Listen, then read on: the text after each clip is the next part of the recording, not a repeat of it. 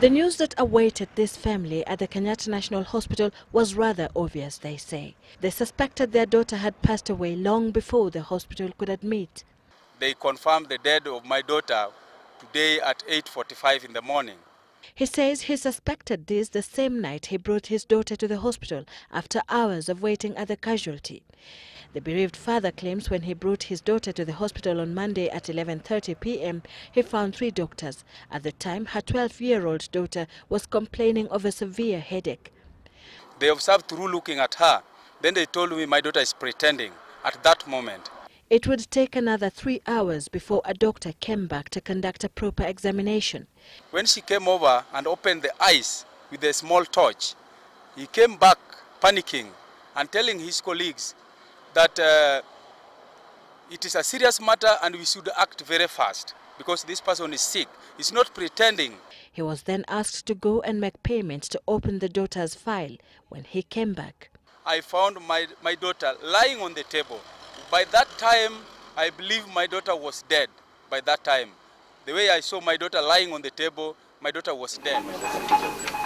She was hurriedly wheeled away to the intensive care unit. He spent the whole day Tuesday waiting for information on the status of his child, but none was forthcoming. Instead, the hospital confirmed her death and her remains were taken to the hospital's mortuary. They are telling me that my daughter was sexually abused, which is not, I don't believe that. Mi naona kama madaktari wenye tulipata siku ya kwanza ndio walifanya mtoto akufe. Jua wao kwa wanataka watutibie mtoto. The hospital did not comment on camera, but an official told us that there was more than meets the eye in the case. After conducting investigations, doctors apparently discovered the child may have been sexually molested repeatedly. I had becoming a raping case. When? On interrogating the family further, the hospital allegedly discovered that there was another peculiar death of a sibling, also under mysterious circumstances, at the age of 7. The father, however, says that first child had succumbed to malaria. He insists negligence should not be ruled out as a major factor that led to his daughter's death.